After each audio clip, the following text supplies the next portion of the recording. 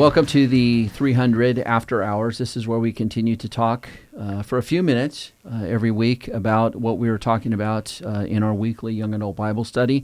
And tonight we have Carrie Ann with us. Carrie Ann, thank you for being here tonight. And we did one verse tonight, Galatians chapter 1, verse 10. Let me read the verse, and then I'll just probably start up by just asking you, what was meaningful, or what did you guys talk about at the table that was meaningful to you, and then we'll just maybe talk about a few other things in that verse. But this is where we're at, verse 10, chapter 1.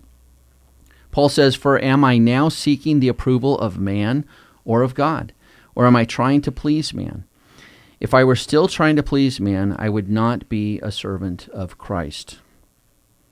All right, so obviously Paul is at the end. I mean, he's kind of reprimanded this community for embracing a false gospel. He's also spoken against false teachers and anyone that would try to bring any type of a distorted gospel into a community. He says that they're basically condemned or cursed. And so at the end of that reprimand and talking about false teachers, he's now saying, "For am I now seeking the approval of man or God?" And I can't do both, right? Mm-hmm. So what did you guys talk about? What stood out to you tonight or at your table? Like, we were talking about man-pleasing in general, and when that was getting brought up, I was like, I think it's important to realize that it is important. We want to be pleasing to man. We don't want people to just not like us or not be interested in anything we have to say.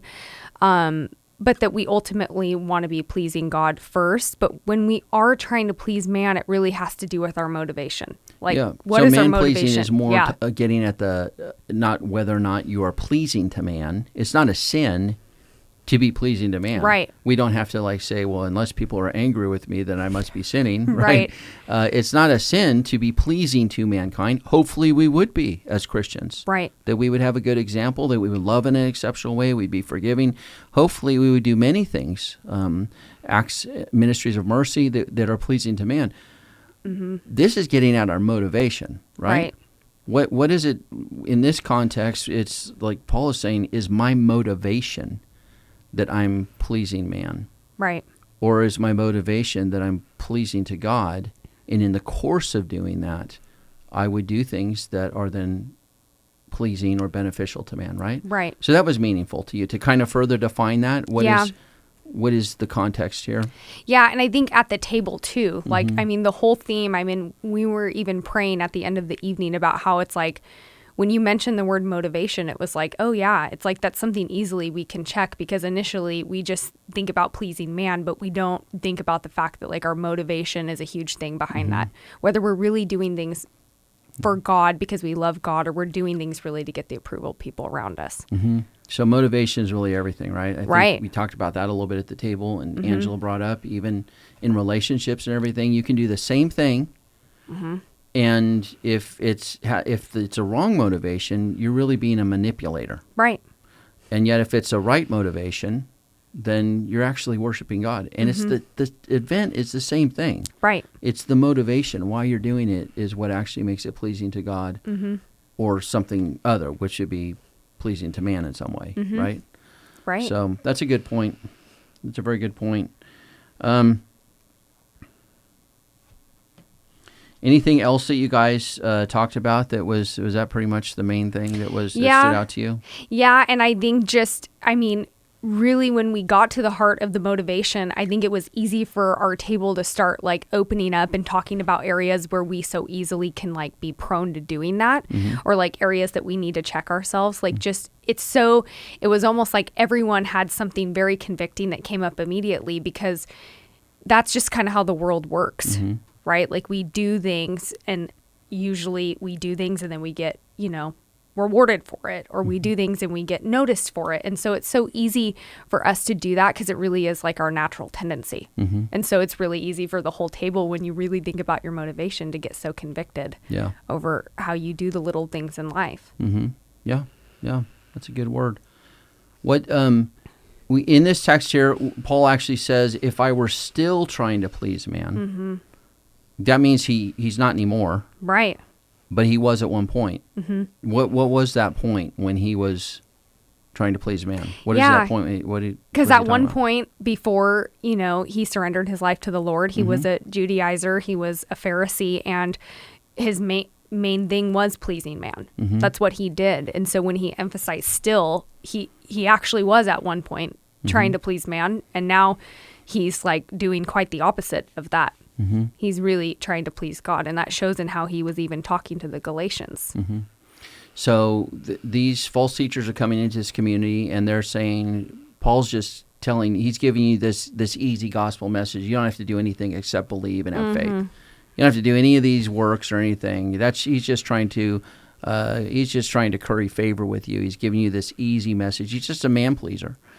And Paul is saying, no, I used to be. Yeah. I used to be when I believed what you all believed, like when I believed that circumcision saves you, or Sabbath days, or dietary restrictions. Right.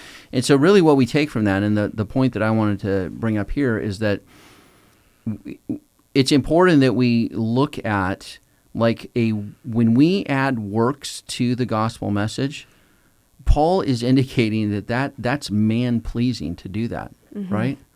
That is not... that we don't often think of it that way, but we would just we'd say we have some false gospel, or we have a misunderstanding, but actually to say, no, I'm actually pleasing man in some way if I embrace a works-based merit system with God, right? Yeah.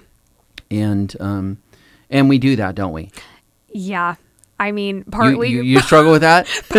Partly why I was, willing to come back here is because I was I don't know what I wrote down, but I was just that's my tendency in everything. And I mean, I know, kind of what you were saying, it's well, I'm kind of embracing a false gospel, or I'm doing this when I'm doing that, but what I'm really doing is, man-pleasing. And it's it's so easy for me to do that because most of my life I wasn't a Christian, and so it's the way things work in the world, it's that's just how things operate. And it's so easy for me to carry that into my relationship with the Lord and think that I'm gonna make up for something here, or have an extra long quiet time, or just do different things that are gonna basically put me back into the favor of God, when I know well and good that I'm in God's favor regardless. Yeah.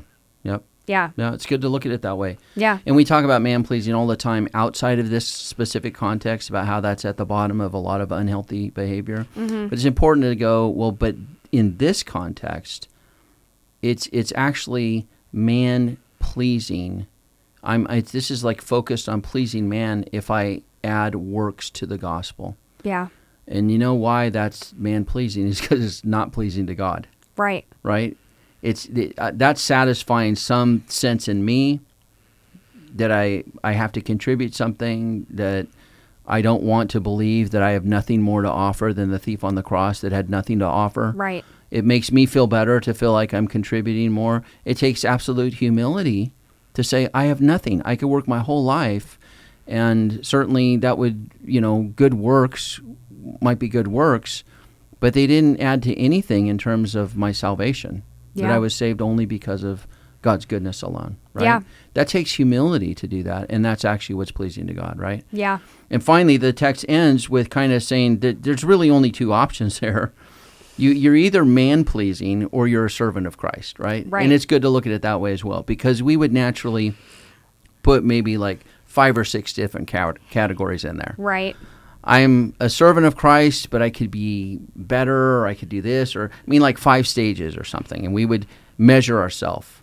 And really, Paul is saying, no, if I were still trying to please man, then I wouldn't be a servant of Christ. Yeah. And therefore, it's really just those two options, right? That's right. A good perspective, right? Right. And even one of the ladies at our table brought that specific thing up. Is that was most meaningful to her, that there isn't multiple categories. It's either one or the other. And that was most convicting for her, because it's it's very sobering to think about that. Yeah. When we think about going about our daily lives, there's really only two options. Yeah. Yep. Yeah. Pleasing man or pleasing to servant God. of Christ. Servant of Christ, right? yeah. Pleasing to God. Yeah. So, all right. Well, that's a good word. I think we'll call it quits for tonight with that. Nothing else? That's it? No. You're good? Yeah. All right. So you're going to head out into this week full of conviction and Yep, it's just already happening. So, Okay. All right. yeah. Well, good. It was a good night tonight in our study. But thank you for joining me here, and thank you all for joining us tonight. And we will see you next week, and same place, same time. God bless.